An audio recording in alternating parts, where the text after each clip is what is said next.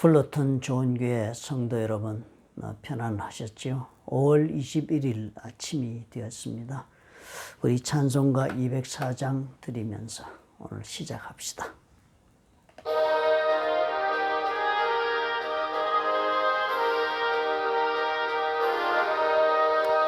주의 말씀 듣고서 준행하는 자는 반석 위에 터닫고 집을 지음 같아. 비가 오고 물나며 바람 부딪혀도 반석 위에 세운 집 무너지지 않네. 잘 짓고 잘 짓세 우리 집 잘 짓세. 만세 반석 위에다 우리 집 잘 짓세. 사랑의 하나님 아버지, 오늘도 우리 말씀으로 우리 삶이 아버지여 인도함을 받고 또 말씀으로 우리가 아버지여 생명을 얻어 오늘 하루를 살기를 원합니다. 하나님께서 오늘 우리가 기도하고 말씀 나눌 적에 우리의 심령 가운데 성령의 감동하심으로 아버지 이전에는 알지 못했던 하나님의 그 놀라우신 말씀의 그 뜻을 오늘 깨닫는 날이 되도록 축복해 주시고, 또 우리가 단지 말씀만 깨닫고 배울 것이 아니라 하나님 앞에서 이 말씀이 우리 삶의 진실로 적용되는 살아있는 그런 말씀이 되도록 우리 모두를 주님께서 주장하시고 또 주님 인도해 주시옵소서. 예수님 이름으로 감사하고 기도합나이다. 아멘.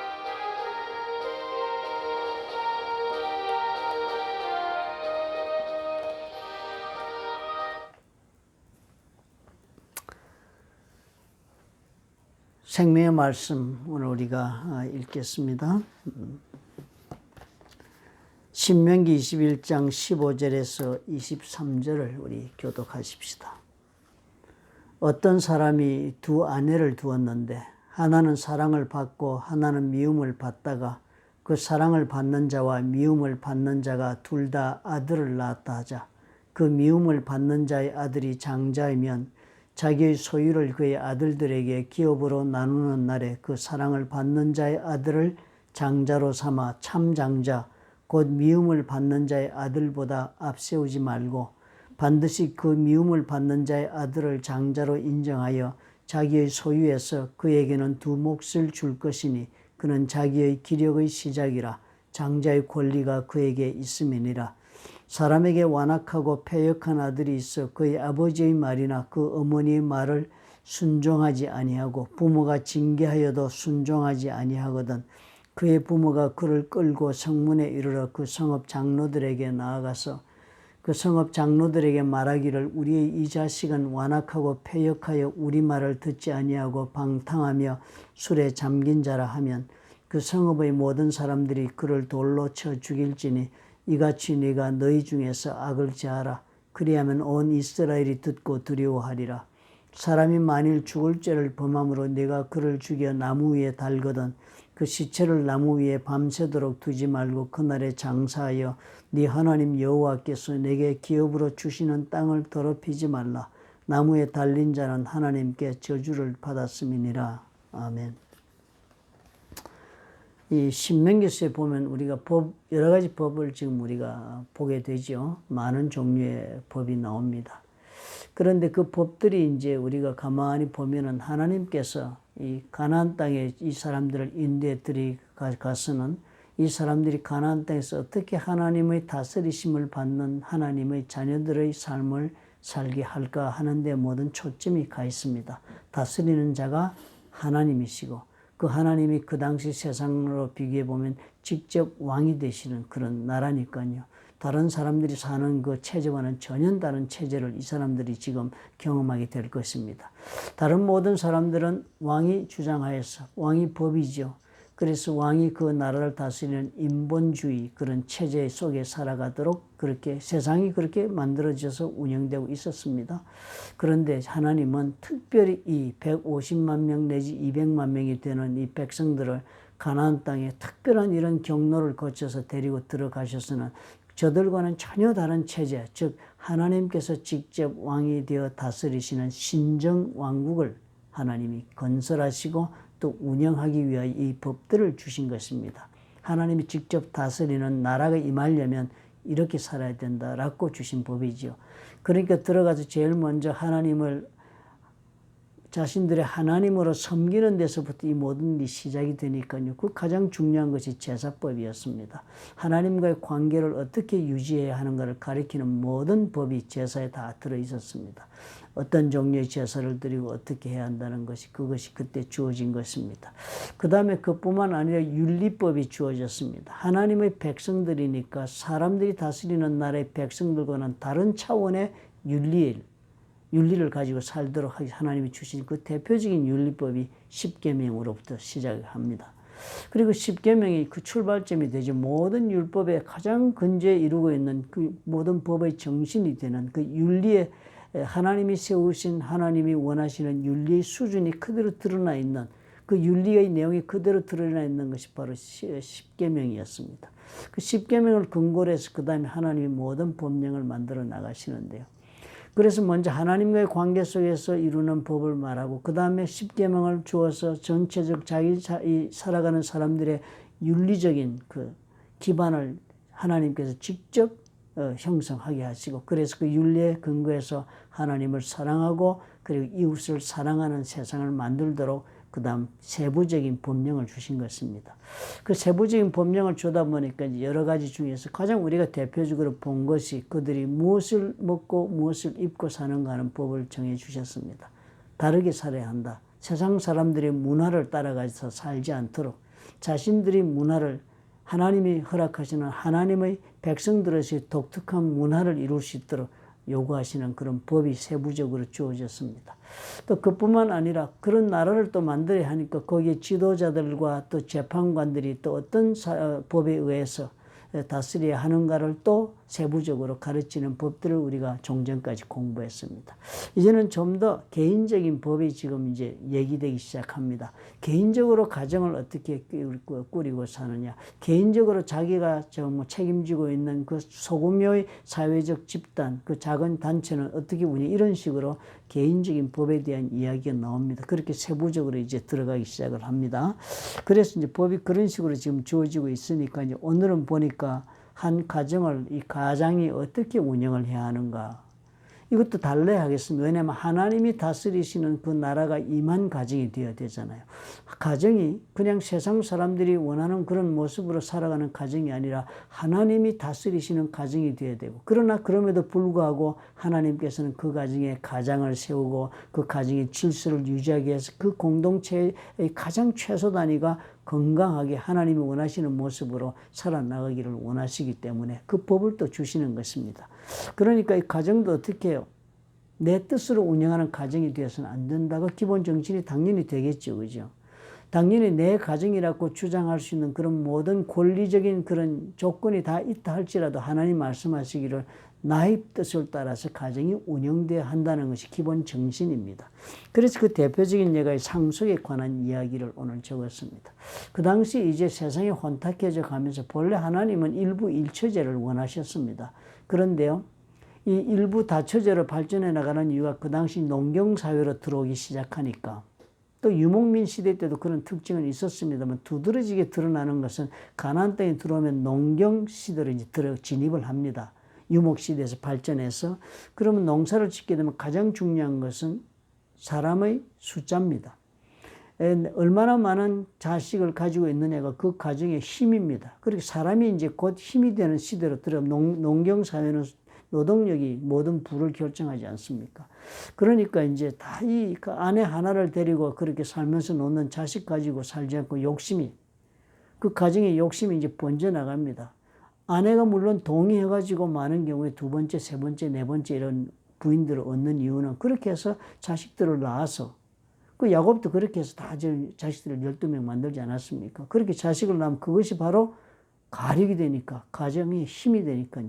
그렇게 해서 이 가정이 생기게 발전해 나가는 것이 하나님의 뜻은 아니었습니다. 하나님이 주시는 축복으로 사는 건 인간의 욕심이 이제 그렇게 발전해 나가서 이제 이렇게 다 여러 명의 부인을 두는 폴리가미가 시작이 된 것입니다. 죄악된 모습이죠.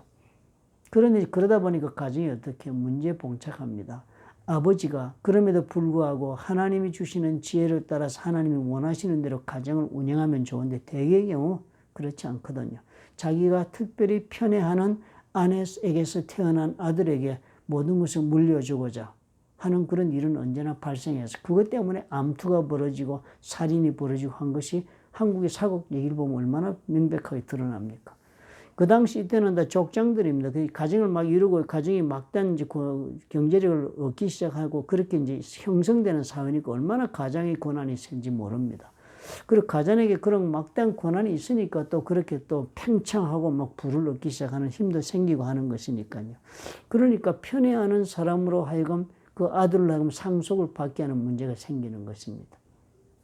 하나님도 상속법을 정하셨습니다. 하나님은 첫 번째 태어난 자녀에게 다른 아이들의 2배를 주는 그런 상속권을 birthright를 허락하셨습니다. 그렇게 허락하셨기 때문에 하나님께서 그 허락하신 대로 가정을 운영하면 하나님의 법을 따라 질서있게 운영이 되는 그게 파괴될 위험이 있으니까요. 하나님은 그렇게 장자권을 허락해가지고 그 장자가 그 가문의 책임자로 앞으로 하나님을 섬기는 그 가정의 제사장으로 또 하나님을 또 대신해서 하나님이 주시는 그 권위를 가지고 그 가정을 보호하고 발전시키고 번영케 하는 그 책임을 지고 그래서 새로 태어나는 어린 아이들을 잘 양육하게 하는 그런 권한 또 죽은 자를 잘 망자를 무덤에 묻고 또 하게 하는 그런 권한 또 이런 모든 가문을 대표하여 그 토지를 관리하고 재산을 관리하는 그런 대표권을 가지도록 해서 그 가정이 하나님의 말씀 가운데 쓰도록 하는 데 힘을 쓰도록 그렇게 해서 상속권을 인정한 것인데 이걸 이제 아버지가 편애하는 사랑에 따라 잘못 적용할 수 있기 때문에 이렇게 제한을 한 것입니다. 하나님의 법을 따라 하도록 해라. 그렇게 해서 이제 이렇게 한 것은 하나님께서 이 가정에 하나님이 원하시는 뜻이 개성되도록 하기 위해서 세운 법이다. 그런데 사람들은 그것을 어떻게 해요? 자신의 그 감정이나 애정에 편애하는 그 방향을 따라서 자꾸 비틀어가는 것이 사람이네. 그렇게 되면 더욱더 타락이 심해지니까요. 하나님이 막는 것입니다. 그 다음에 또 패역한 아들의 이야기입니다. 그 당시 아버지는요, 막대한 고난을 가졌습니다. 그 당시에 이 예수님 시대도 이제 이런 것이 다 드러나지만은요. 그 당시 이 제국들에서는 특별히 이 뭐 아버지의 고난은 그 자식을 죽이기도 하고 살릴 수 있는 고난을 다 가지고 있었습니다. 그렇기 때문에 이 아들이 상속하거나 뭐 이랬을 때 본인이 마음에 안 되면 갈아치우고 다른 아들을 상속자로 만들고 그리고 또 자기가 미워하는 부인의 아들이 장자가 돼서 거치작거리면 막 누명을 씌워서 죽여버리기도 하고 그렇게 할 수 있는 권한이 아버지에게 있었습니다. 그리고 아버지들이 대개의 경우가 다 공평하게 가정을 운영하지 않잖아요. 그러니까 또 부인을 여러 둔 아버지니까 다 정신이 흐려져 가지고 그런 일을 하니까 그것이 큰 문제가 됩니다. 애매한 자식을 아버지가 죽일 수 있는 문제가 되니까요. 그런데 또 그뿐만 아니라 또 패역한 아들에 대한 통제도 필요한 것이네. 대개의 경우 장자들이 패역한 경우가 대단히 많습니다. 특별한 그런 대우를 늘 받고 자랐으니까. 그랬으니까 이 모든 문제에서도 하나님께서 그 가정을 영적으로 하나님이 주인이 되고 왕이 되시는 가정을 유지하기 위한 권위 부여와 또 권위를 부여할 뿐만 제한도 필요한 것입니다. 그것을 사람들에게 다 맡길 수는 없지 않습니까? 로마 시대는 뿐만 해도 로마 시대도 엄청난 법이 있었지 않습니까? 로마 시대는 아버지에게 엄청난 권한이 있어 파트리아 포세스타스라는 로마 법이 있습니다. 아버지가 생사 여탈권을 가지고 아들이 태어나고 자식을 낳으면요 산모가 그 아들이나 딸을 들어서 아버지에게 보여줍니다. 그래 아버지가 그 좋다 키워라 이러면 그게 살아나고요 손가락 밑으로 아들을 물에 코를 빠뜨려 죽였습니다. 그 로마 시대에 적용되고 있던 겁니다. 그런데 이 고대 또 그 중동에서도 그런 법들이 많았습니다. 그런데 보면은 지금 여기 보니까 이제 아들을 죽이는 법인데요. 이제 장로들이 패역한 아들은 다 돌로 쳐 죽이도록 그렇게 해서 이 법이 대단히 가혹한 법입니다. 함무라비 법전에 보면은 그 당시 함무라비 법이 유행했던 보편적인 인본주의 국가들이 대표적 법이었지 않습니까? 거기에는 이렇게 하더라도 그냥 아버지가 그냥 팔을 자르려 하든지 뭐 이렇게 벌을 하는 구절이 있습니다. 그렇게 하는데도 불구하고 여기서는 대단히 엄하게 죽이는 것으로 했습니다. 그 대신 어떻게 해요? 아버지 고난으로 못 죽입니다. 아버지 고난을 제한했습니다. 부권이 확실하게 권위 가운데 보호받도록 하는 것은 물론 그 패역한 장자, 그 패역함으로 하나님의 그 질서를, 하나님이 세우신 질서를 오용할 수 있는 그 근원을 완전히 막는데 하나님이 엄청 가혹한 법을 주었습니다. 가혹하게. 그렇게 해서 이제 이렇게 한 이유는 결국은 다 무엇입니까? 한 가정이 그 자녀를 양육하고 그렇게 개성되는 가정이 되어야 되는데 그것이 하나님을 섬기는 믿음의 가정으로서야 하고, 그래서 그곳에는 하나님의 정말 법이 그 가정을 받드는 법이 되어야 돼. 그래서 그 가정이 바로 서야만 하나님이 다스리는 나라가 또 바로 설 수 있으니까요. 대단히 엄청난 하나님의 계획이 이 가운데 들어있는 것을 오늘 우리가 보는 것입니다. 사실상 오늘 우리는 가정을 어떻게 운영들 하고 계십니까? 아버지가 정말 두 가지 중에 하나입니다. 아버지가 없는 가정이 있습니다. 육체적으로는 아버지가 있지만 아버지가 아버지 구실을 감당하지 않는 가정들이 많습니다. 성경에는요, 저는 아직도 이 말씀을 믿습니다. 아무리 현대 여권이 올라간다 할지라도 역할 분담이 있습니다. 어머니와 아버지 역할 분담이 있습니다. 어머니는 아마 자녀들을 사랑하고 또 그리고 자녀들로 하여금 그런 까닭에 정말 강한 셀프 이스팀을 가지고 자신감을 가지고 세상을 나가도록 사랑을 받고 사랑 가운데 그리고 자존감을 높여주는 그런 자녀들을 양육하는 책임은 어머니에게 있을 것입니다. 아들이 상처받고 해서 치유받게 하고 회복시키는 능력은 어머니들이 주로 가지고 그 자녀들을 양육한 그런 책임을 분담 역할을 할 것입니다. 그럼 아버지는 어떤 역할을 해야 되겠습니까? 정상적인 가정이라면 아버지는 그 가정이 경제적으로 안정될 수 있도록 하는 책임을 감당할 뿐만 아니라 또 한 가지는 그 자녀들의 영적인 양육의 책임자가 되어야 합니다. 자녀들의 모든 그런 사람답게 행동하게 하는, 즉 우리말로 하면은 하나님의 자녀답게 행동하게 만드는 훈련과 양육은 그 책임이 아버지에게 주어져 있는 것입니다. 그러므로 이 아버지가 이 권리를 행사해야 합니다. 아버지께서 하나님께서 주어진 이 권위를 그까지 행사하지 않으면 그 권위는 다른 사람이 대신 행사합니다. 대단히 중요한 이 권위의 법이 있습니다. 하나님이 나에게 주신 권위를 내가 행사하지 않으면 다른 사람이 차고 앉아서 그 권위를 행사하게 됩니다. 그러므로 어느 곳에 있었든지 내가 감당해야 할 하나님의 권위의 행사가 있다면 그것을 하나님 앞에 겸손한 마음으로 하나님 앞에 그 법을, 내게 주어진 권위를 법을 따라 행사하는 책임을 감당해야 합니다. 가정에서 아버지가 아무리 있어도 돈만 벌어다 주고 이걸 하지 않고 그냥 적당히 지내는 아버지들 많습니다. 하나님이 부여하신 권위를 행사하지 않으시는, 그건 아버지 없는 집입니다. fatherless home이 되고 말아요. 아버지 아무리 계셔도 소용이 없습니다. 한 가정에 우리 요즘 많은 것을 우리 목도하지만 처음에 예수 믿고 이럴 때 보면은 대개의 경우 아버지들이 늦게 믿어서 부인들이 신앙 가운데 먼저 이렇게 된 경우 많아요. 그건 뭐 믿음의 전파의 경로가 그렇게 된 거야 큰 문제가 없겠습니다만, 비록 그렇다 할지라도 그 가정에 영적으로 인도하고 책임을 지는 그 제사장, 한 가정의 제사장의 직분은 아버지가 감당해야 합니다. 아버지 신앙이 바로 서지 않으면은 아무리 어머니 신앙이 정말 위대한 신앙이 있다 할지라도 그 아버지의 신앙으로 그 가정을 제대로 이끌지는 자녀의 양육이 대단한 난항을 겪습니다. 그러므로 우리가 언제나 이 가정이 하나님의 법도 아래서 이렇게 운영될 수 있도록 책임을 감당하는 그 책임 행사가 아버지에게 있어야 합니다. 그런데 그 방법이 어떻게 돼야 한다고 오늘 말씀을 가르쳐 주십니까? 하나님의 권위 아래 아버지가 쓸 줄 아는 사람이 되어야 되는 거예요. 내 모든 감정이나 내 모든 이론이나 논리로 내가 그렇게 운영하는 내 아버지가 되어서는 안 되는 것은, 이 가정에서, 이 한 가정에서 아버지로서의 역할은요, 하나님께서 원하시는 방법을 따라서 하나님의 권위 아래서 내가 그 권위의 위임을 받아 순종하는 겸손한 모습으로 그 가정을 영적으로 이끌어 나가는 아버지가 되어야 하는 것입니다. 그런데 많은 경우에 아버지는 그렇게 하지 않지요. 우리는 감정으로 하거나 그리고 내 자존심을 세우면서 합니다. 내 자존심으로 가정을 운영합니다. 그죠? 또 내 이론을, 내 삶의 내 경험이나 내 관점을 가지고 내 인생관을 그대로 가정에다 적용하면서 운영을 합니다. 대단히 위험한 일이 발생할 수 있습니다. 그리고 하나님이 그런 모습으로 운영하는 아버지를 기뻐하지 않는다 하는 것을 우리가 오늘 보는 것입니다. 하나님이 제한하기를 원하세요. 하나님에게 내 부권이 제한을 받아야 합니다. 내가 정말 감정적으로 이렇게 하고 싶지만 아버지께서 나에게 원하시는 길이 아니라면 행사하지 않고 인내하고 절제할 줄 아는 아버지.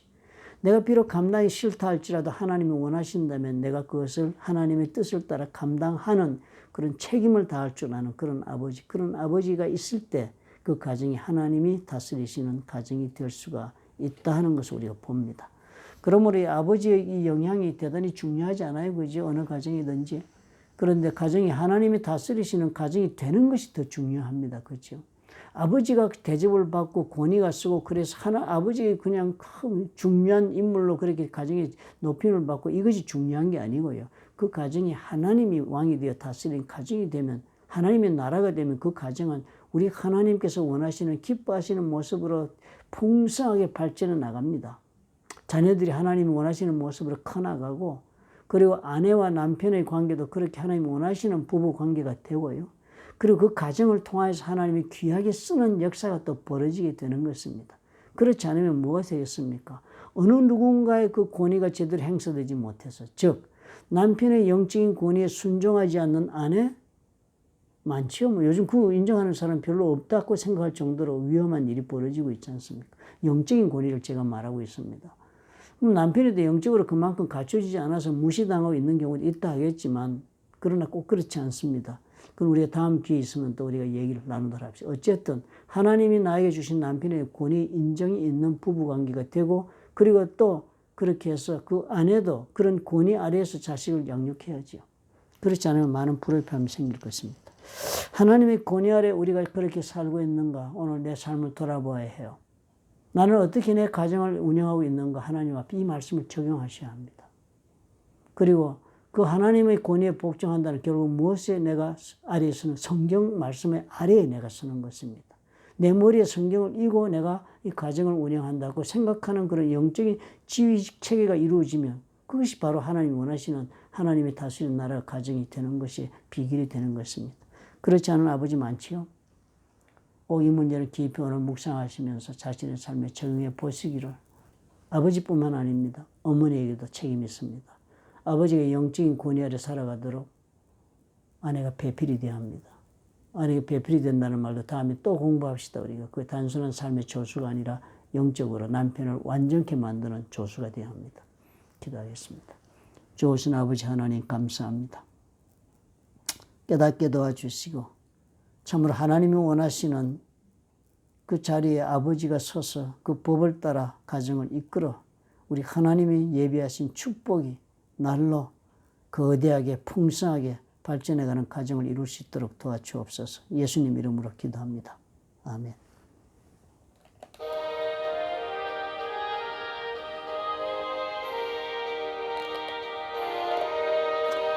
주의 말씀 듣고서 준행하는 자는 반석 위에 터닫고 집을 지음 같아 비가 오고 물나며 바람 부딪혀도 반석 위에 세운 집 무너지지 않네. 잘 짓고 잘 짓세 우리 집 잘 짓세 만세 반석 위에다 우리 집 잘 짓세. 고집이 세고 힘이 세서 무서운 아버지 되는 경우를 우리가 많이 봅니다. 꼭 행동으로만 무섭지 않고 말이 무서운 아버지도 얼마나 많습니까? 고집 센 아버지. 그 과연 성경적일까요? 날카로운 성격을 가진 아버지, 그 과연 성경적일까요? 한번 깊이 생각해 볼 필요가 있지 않겠습니까? 내일 아침에 또 뵙도록 하겠습니다. 오늘 하루도 하나님 은혜 가운데 편안하게 그리고 보람차게 지내시기 바랍니다. 감사합니다.